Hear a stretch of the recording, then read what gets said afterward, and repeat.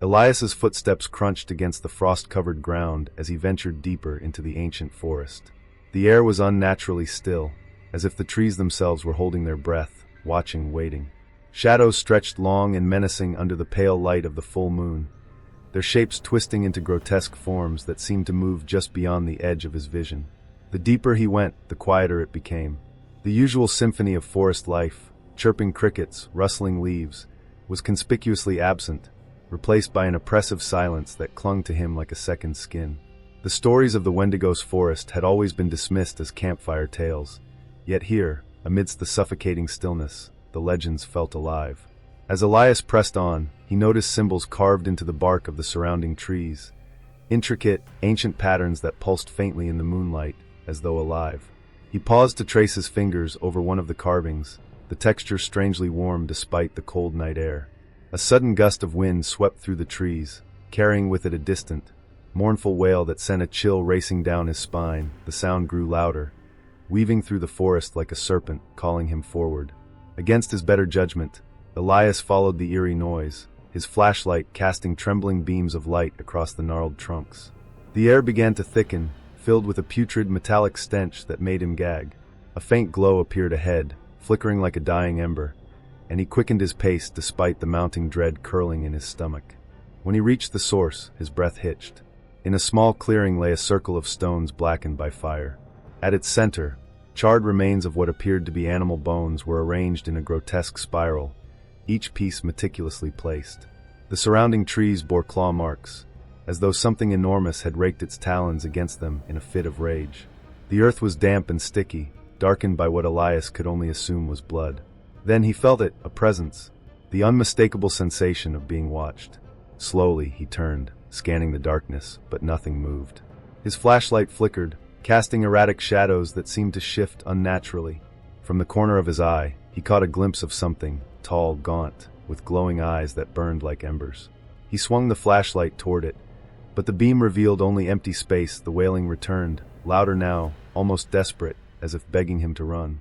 Elias's heart pounded as he stumbled backward, his instincts screaming for him to leave. But as he turned to flee, a whisper grazed his ear, chilling and guttural. "You shouldn't have come." Paralyzed by fear, he froze, the voice echoing in his mind like a curse. The forest around him seemed to shift, the trees closing in, their twisted forms resembling skeletal arms reaching for him. Elias could no longer tell where he had come from, or which way led back. He was trapped, ensnared in the Wendigo's forest, with the growing certainty that whatever watched him from the shadows would not let him leave. Elias stumbled further into the oppressive darkness of the forest, his breath coming in short, shallow gasps. The suffocating silence was broken only by the crunch of his boots against the brittle underbrush. As his flashlight trembled in his grip, its feeble beam caught a faint glimmer among the roots of a towering tree. He crouched down, brushing away the decaying leaves, and unearthed a small, tarnished object, a pendant. At first, it seemed like an ordinary trinket, but as Elias held it up to the light, recognition struck him like a thunderclap. It was identical to the one his grandmother had worn, a family heirloom she had once described as a talisman of protection. The intricate etchings on its surface mirrored the symbols he had seen carved into the trees, their designs whispering of ancient rituals and forgotten curses. The realization sent a chill through him. How had it ended up here, in the depths of this cursed forest, miles from where his family had lived? As Elias clutched the pendant, a surge of memories he hadn't accessed in years began to flood his mind. He saw his grandmother's face, lined with age and shadowed by fear, as she told him stories of a creature that haunted the edges of the world, the Wendigo. Her voice echoed in his head, recounting the creature's insatiable hunger and its connection to those who dared to defile sacred lands. But this wasn't just a story. Elias realized now that her warnings had been a veiled recounting of something she believed deeply, something tied to their family. He remembered the times as a child when he had woken screaming from nightmares of burning trees and hollow eyes watching him from the dark. His grandmother had always been there to comfort him, murmuring lullabies in a language he didn't understand. Now the haunting melody returned, carried on the faintest breeze, as if the forest itself was singing it back to him. The air around him grew colder, biting against his skin, and the forest seemed to lean in, its branches forming a cage overhead.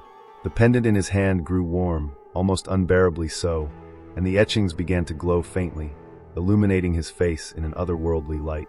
It was then he noticed a strange scar on his palm, one he didn't remember having.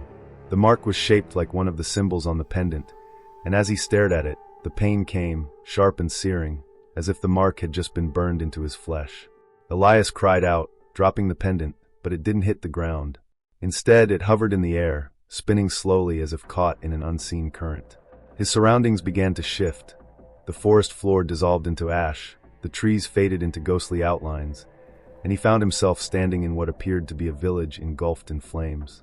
The screams of men, women, and children filled the air, accompanied by the guttural growl of something monstrous moving among the inferno. In the chaos, Elias saw a figure that looked eerily familiar, a man clutching a pendant identical to the one he had found. The man's face was contorted in horror as he knelt before the creature, offering it the pendant in a desperate plea for mercy. The Wendigo loomed over him, its skeletal frame shrouded in smoke and its fiery eyes fixed on the man as it spoke in a voice that reverberated through Elias's entire being. "Your bloodline will pay for this treachery." And then it was over. Elias was back in the forest, clutching his chest, his heart pounding violently. The pendant lay at his feet, lifeless and cold once more. But he knew now that he wasn't just a wanderer in the Wendigo's forest. He was tied to it, a link in a chain of betrayal and vengeance that stretched back generations. The forest was calling to him, and deep down he understood. The sins of the past had finally come for him. Elias's breaths grew shallow as the oppressive weight of the forest bore down on him. The pendant now hung around his neck, radiating a cold energy that seemed to seep into his skin. The memories of the burning village and the Wendigo's chilling curse haunted his thoughts, clouding his ability to think clearly. Every step forward felt like walking into a trap, yet something compelled him to keep going, an unseen force tugging at his very soul. The whispering returned, but now it was different. It wasn't just one voice, it was a cacophony of murmurs, some pleading, others mocking, all resonating in his mind. The forest seemed to shift and warp around him, the trees elongating unnaturally, their twisted branches forming eerie arches overhead. Then, out of the corner of his eye, he saw it, an opening in the forest that led to a clearing bathed in a sickly pale light. At its center stood an ancient, hollowed-out tree, its gnarled bark covered in the same glowing symbols he had seen before. The whispers intensified as Elias approached the tree, the pendant growing colder with each step. He hesitated at the threshold of the clearing, his instincts screaming for him to turn back. But then he heard it, a voice, distinct from the others, crying out in desperation, "Help me!" It was a child's voice, trembling with fear. Elias's heart sank. Somewhere inside that cursed tree, someone or something was trapped. As he stepped closer, the ground beneath his feet turned damp and spongy, the air reeking of decay. The hollow of the tree loomed before him like a gaping maw, and from its depths came the faint sound of scratching, like nails clawing at wood. A cold wind swept through the clearing, carrying with it a voice that was neither human nor animal. "Enter if you dare," it hissed, the words dripping with malice. Elias's flashlight flickered, its beam dancing across the opening of the tree. He took a hesitant step forward, but as he did, a figure emerged from the shadows, a gaunt, spectral form with hollow eyes and skeletal fingers. It didn't move, didn't attack, it simply pointed at him, then at the tree, as if commanding him to go inside. The whispers grew louder, a relentless tide of voices arguing in his mind. "Save them. Run away. It's a trap. You cannot escape." He was paralyzed by indecision, his mind racing. He had two choices. He could enter the tree and face whatever horror lay within, risking his own life for the chance to save the mysterious voice. Or he could turn and run, leaving the clearing behind, but carrying the weight of his guilt forever. But what if the voice was a trick? What if this was all a cruel game orchestrated by the Wendigo to lure him into its grasp? Tears pricked at his eyes as he weighed his options. His body trembled, his heart pounding in his chest. Then, without warning, the pendant around his neck flared to life, burning ice-cold against his skin. The symbols on the tree glowed brighter, and the voice of his grandmother echoed in his mind. Only through sacrifice can the cycle be broken. The words filled him with a crushing sense of dread. He realized then that the choice wasn't just about entering the tree or running. It was about what he was willing to give up. A memory surfaced, unbidden. The image of his younger sister, now long gone, holding his hand as they played in the woods near their childhood home. The pendant, he now understood, represented more than protection. It was a key, one that required a part of him to unlock its power. His hands shook as he gripped the pendant, its cold biting into his flesh. He could offer it, along with the cherished memory it carried, or he could cling to what little hope he had left and flee. The whispers swirled around him, louder than ever, as if the forest itself was growing impatient. His voice broke as he whispered to himself, "What do I do?" Finally, with a deep, shuddering breath, Elias made his choice. He stepped forward into the hollow, the darkness swallowing him whole. The air grew impossibly cold, and the whispers ceased, replaced by a deafening silence. He clutched the pendant tightly, feeling the memory of his sister slipping away, her laughter fading like smoke in the wind. And then, from deep within the tree, came the sound of something stirring, something ancient, something hungry. The impossible choice was made, but Elias knew the true consequences of his decision were only beginning. The darkness inside the hollow tree was absolute, swallowing even the beam of Elias's flashlight. He could barely see his own hand in front of his face, but the oppressive silence was even more unnerving. The air was thick and damp, carrying the faint metallic tang of blood and decay. The walls of the hollow pulsed faintly, as though the tree were alive, its bark slick and warm to the touch. Elias's heart pounded in his chest as he took a tentative step forward, each movement echoing unnaturally, as if the space were far larger than it should be. Then came the whispers. They didn't just come from around him. They seemed to rise from the very walls, slithering into his ears and burrowing into his mind. They were fragmented, incomprehensible, but laced with malice. "Turn back. You're too late. It's waiting for you." The voices overlapped, growing louder and more urgent, until they abruptly stopped, replaced by a single, drawn-out sigh that felt like it came from just behind him. Elias froze, every muscle in his body tensed. Slowly, he turned his head, the flashlight trembling in his grip as he aimed it over his shoulder. The beam revealed nothing but darkness, yet he could feel it. Something was there, watching, breathing. A cold sweat broke out across his skin as he forced himself to keep moving deeper into the tree. The passage began to change, widening into a tunnel that twisted and spiraled downward. The bark of the tree gave way to smooth, wet stone, glistening with an unidentifiable black liquid that oozed from cracks in the walls. Elias's boots slipped on the uneven surface, and he had to steady himself against the cold, slimy wall to avoid falling. The whispers returned, this time clearer, and he realized with growing horror that they were calling his name. As he ventured further, a dim, flickering light appeared at the end of the tunnel, casting grotesque shadows that danced and writhed like living creatures. The light wasn't warm or inviting. It was cold, bluish, and wrong, pulsating like a heartbeat. The closer Elias got, the louder the whispers became, rising to a deafening crescendo that seemed to vibrate through his skull. And then, just as he reached the source of the light, the whispers stopped. The room Elias stepped into defied all logic. It was vast, far larger than the hollow tree could possibly contain, its ceiling lost in darkness.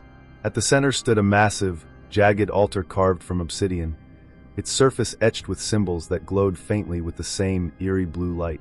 Surrounding the altar were skeletal remains, human and animal, arranged in grotesque patterns, their hollow eye sockets seeming to stare at him in silent warning. As Elias approached, a figure emerged from the shadows behind the altar.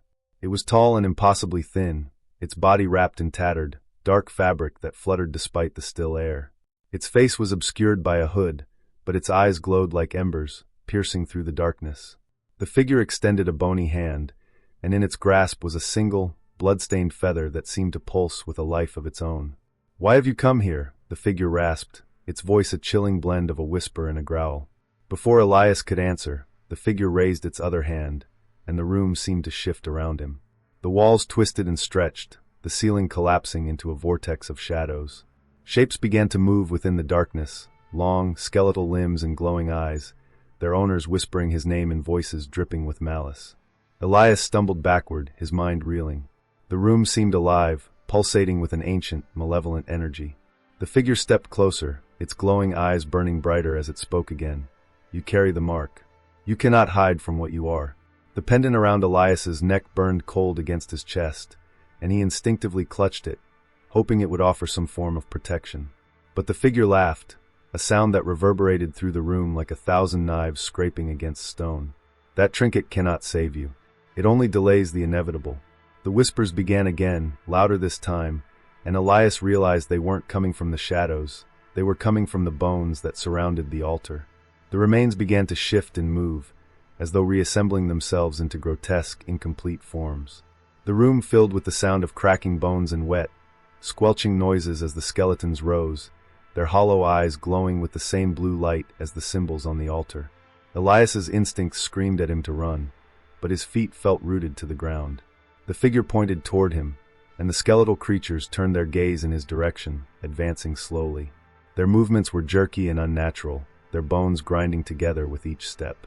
Elias backed away, his flashlight flickering wildly as if it, too, were succumbing to the oppressive energy of the room. The whispers grew into a roar, the voices overlapping into a cacophony of torment. Elias clenched his fists, his mind racing for an escape. But as the skeletal figures closed in, he realized the forest wasn't just trying to trap him, it was trying to consume him. Elias stood paralyzed, his breath shallow as the skeletal forms closed in around him. The air in the chamber had turned suffocating, each breath filling his lungs with a damp, metallic taste. His flashlight flickered one last time before giving out entirely, leaving him at the mercy of the sickly blue glow emanating from the altar and the hollow eyes of the reanimated bones.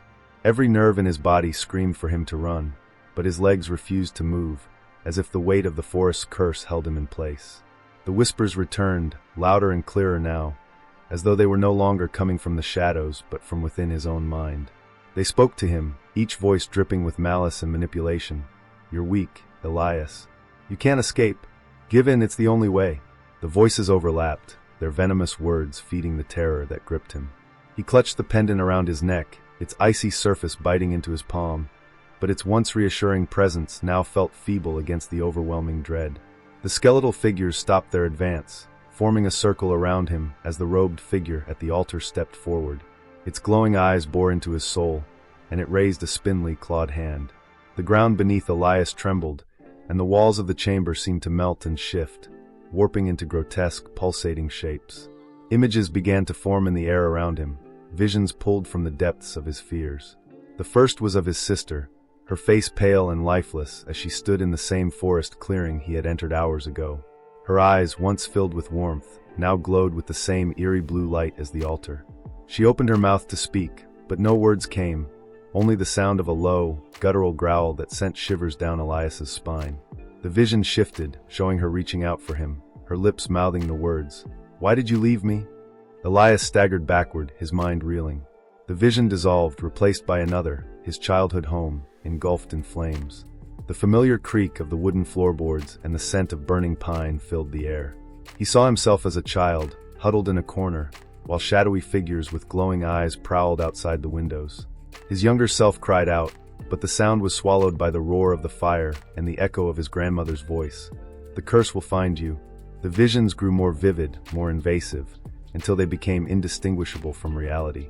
Elias felt the heat of the flames, the chill of his sister's ghostly presence, and the suffocating dread of the skeletal forms circling him.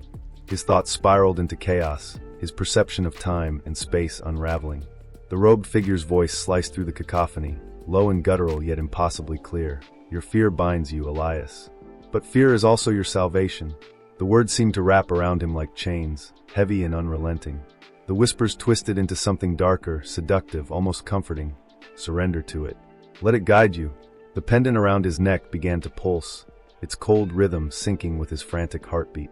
He could feel the forest itself reaching into his mind, feeding off his terror, urging him to embrace it. Elias dropped to his knees, clutching his head as the visions and voices intensified.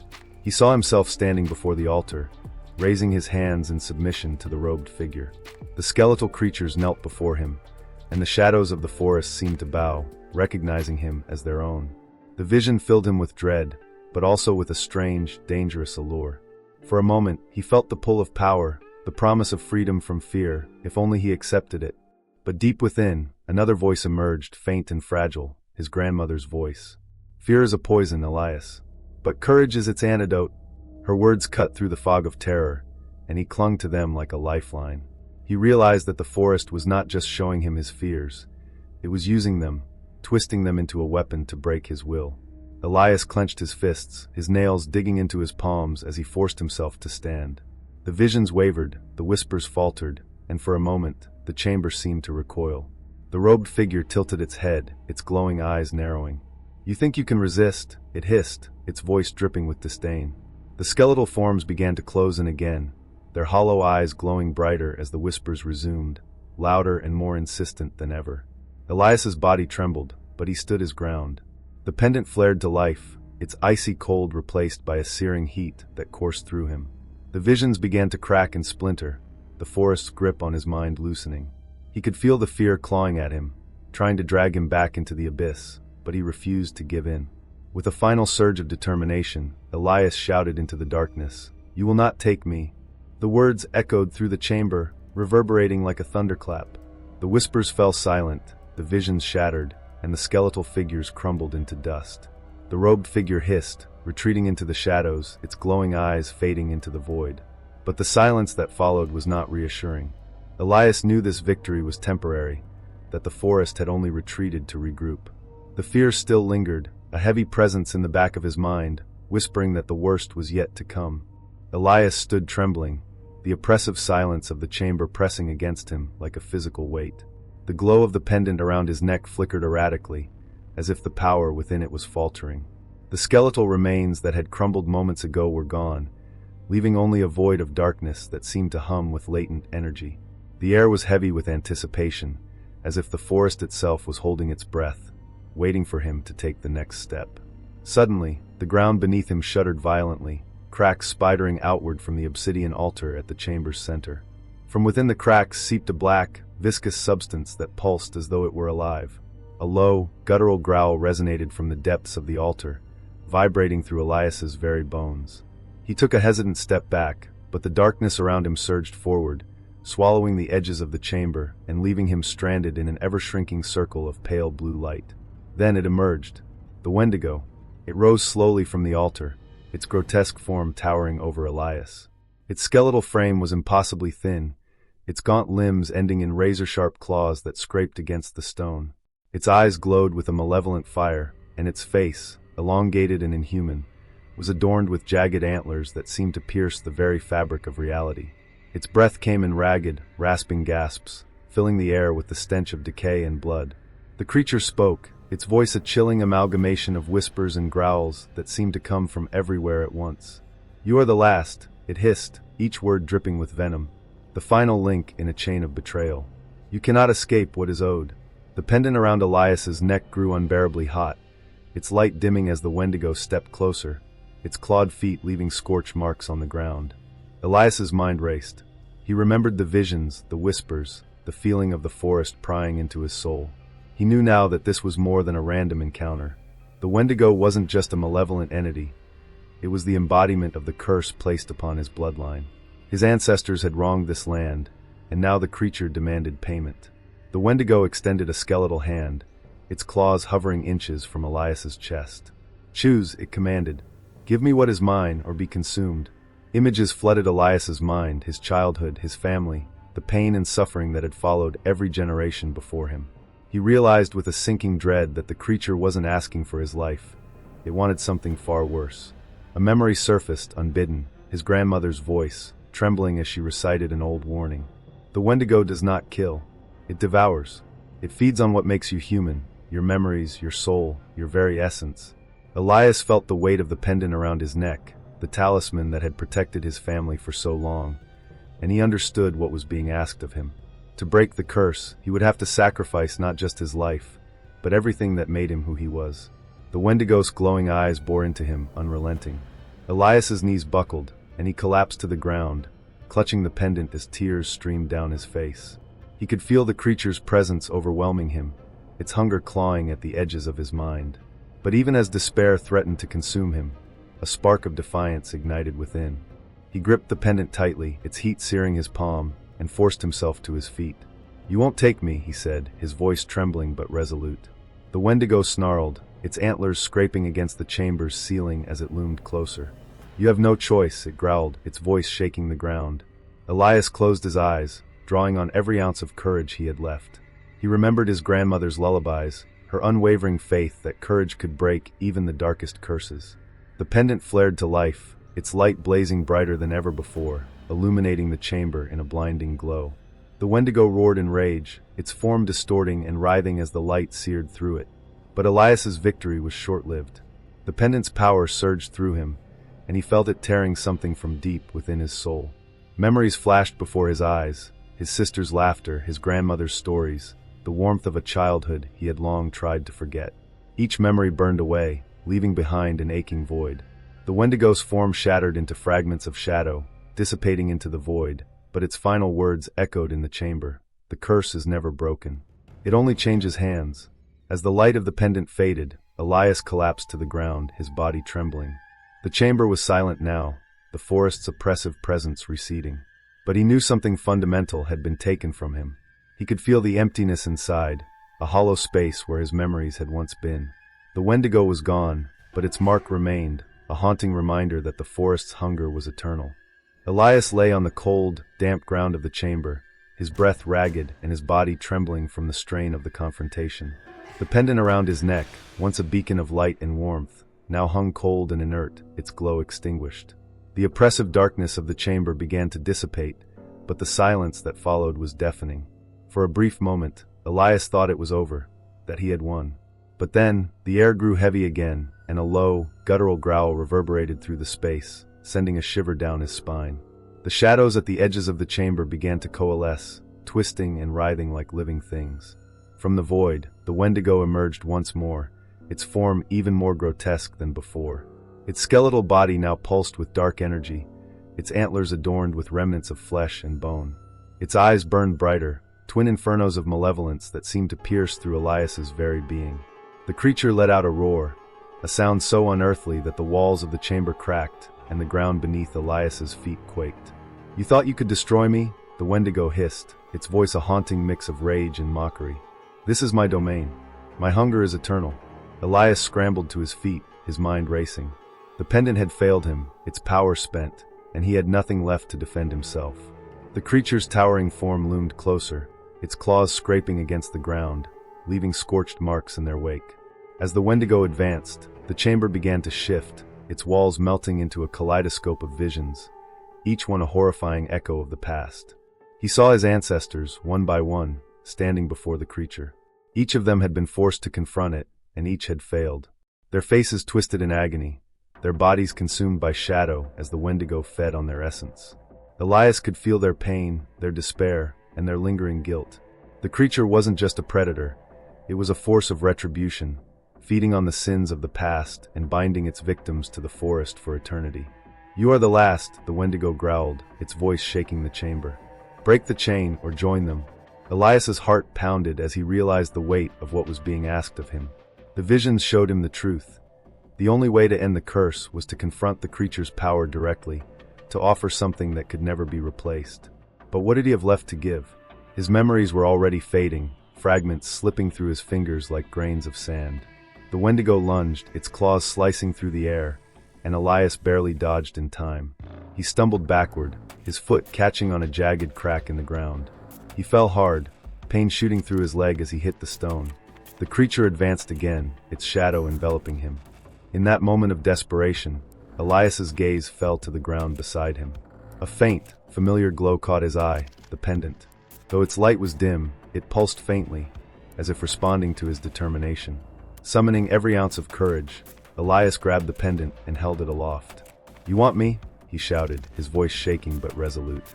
"Take me, but leave this place. Let it end here."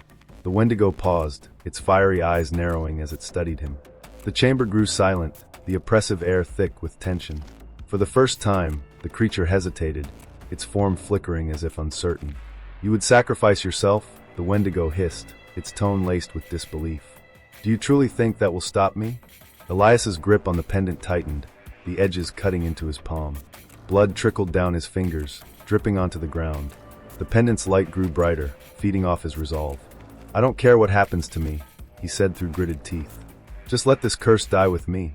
The Wendigo roared, its form twisting and expanding, filling the chamber with an overwhelming darkness. The pendant flared to life, its light searing through the shadows. The two forces collided, the chamber erupting in a blinding flash of light and dark. Elias screamed as the energy surged through him, his body racked with pain. The light from the pendant grew impossibly bright, consuming everything in its path. The Wendigo let out a final, bone-chilling scream as its form disintegrated, the shadows retreating into the void. The chamber collapsed around Elias, the ground crumbling beneath him as he was swallowed by the light. When the chaos subsided, Elias found himself lying in the forest clearing where his journey had begun. The pendant was gone, its power spent, and the forest was eerily quiet. The oppressive weight that had hung over the trees was lifted, the air now still and calm. But Elias knew he was not the same. His memories were fragmented, pieces of his life missing as if they had been stolen. The forest had spared him, but at a cost. He could feel the emptiness inside him, a void where his essence had once been. As he rose to his feet, the wind carried a faint whisper, barely audible but unmistakable. It is never truly over. Elias looked around, the shadows of the forest seeming to watch him. Though the Wendigo was gone, its presence lingered, a reminder that some curses could never be fully erased. Elias stumbled through the forest, the weight of the pendant's sacrifice and the confrontation with the Wendigo still fresh in his mind. Though the oppressive atmosphere had lifted, the forest was far from welcoming. The trees, ancient and twisted, seemed to lean in toward him, their branches whispering secrets in the breeze. The ground beneath his boots was soft and uneven, as if the forest itself were reluctant to let him go. As he walked, the memories of what had transpired began to fade, slipping through his mind like water through cupped hands.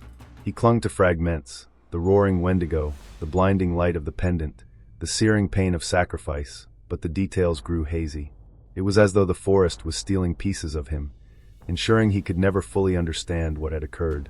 He paused to catch his breath, leaning against a tree that felt unnervingly warm to the touch. The faint, acrid scent of smoke lingered in the air, and he realized it was coming from his own skin. A faint burn mark shaped like the pendant had been seared into his chest, its edges glowing faintly in the dim light. It didn't hurt, but it pulsed with a rhythm that matched his heartbeat, a reminder that whatever had happened was far from over. As the clearing where his journey began came into view, Elias felt an inexplicable pull to look back. The forest behind him was silent, but the shadows seemed alive, shifting and swirling just beyond the edge of his vision. He thought he saw a figure standing among the trees, tall, gaunt, with eyes like embers, but when he blinked, it was gone. Yet the unease lingered, as if the Wendigo had left a piece of itself behind, waiting, watching. Elias reached the clearing, his legs weak and his mind clouded. The moon hung low in the sky, casting long, pale shadows that seemed to move of their own accord. He scanned the area, looking for his equipment, his backpack, his camera, but found nothing. It was as if he had never been there, as if the forest had erased all evidence of his presence. A sudden gust of wind swept through the clearing, carrying with it a faint, mournful whisper. Elias froze, the hair on the back of his neck standing on end. The voice was distant, but unmistakable. "It is not finished." Panic bubbled in his chest, but he forced himself to stay calm. He took a tentative step forward, then another, his eyes darting toward the shadows. Every instinct screamed at him to run, but his body felt heavy, as though the forest still had a hold on him. With each step, the whispers grew louder, overlapping and echoing until they were all around him. And then, the pendant mark on his chest flared with heat, sending a searing pain through his body. He fell to his knees, clutching at his chest as visions flooded his mind. He saw the Wendigo, not defeated but retreating, its form dissolving into the roots of the forest, merging with the land itself. He saw the faces of his ancestors, their expressions a mix of sorrow and fear, their mouths moving in silent warnings. And finally, he saw himself, standing alone in the clearing, his eyes glowing with the same blue fire as the Wendigo's. The visions faded, leaving Elias gasping for air. He looked down at his hands, which trembled uncontrollably. The forest was quiet again, but the silence was no longer comforting. It was heavy, oppressive, as though the trees were holding their breath, waiting for something to happen. Elias forced himself to stand, his legs shaking beneath him. He stumbled toward the edge of the clearing, desperate to leave the forest behind. But as he approached the tree line, he felt a barrier, an invisible force that pushed back against him. Panic surged in his chest as he tried again, but the barrier held firm. The whispers returned, softer this time, almost soothing. "You belong to us now," they said, their voices laced with dark amusement. Elias turned, his eyes scanning the clearing for any sign of escape, but the forest seemed to close in around him. He realized, with a sinking dread, that he hadn't truly defeated the Wendigo. The creature had merely passed its burden to him. The pendant's sacrifice had saved his body, but it had not freed him. The forest had claimed him, binding him to its curse, ensuring that the cycle would continue. Elias sank to the ground, his mind racing. He could feel the forest's presence in every breath, every heartbeat. The Wendigo was gone, but its essence lived on, inside him. He was no longer just a man, He was a part of the forest now, a guardian of its dark secrets, bound to its will. As the first rays of dawn pierced through the trees, Elias rose to his feet. The clearing was quiet, peaceful even, but he knew the truth. The forest's hunger was eternal, and it would call again, seeking its next victim. And when it did, Elias would be there, not as a savior, but as its newest predator, waiting in the shadows. The curse was never broken. It had only changed hands.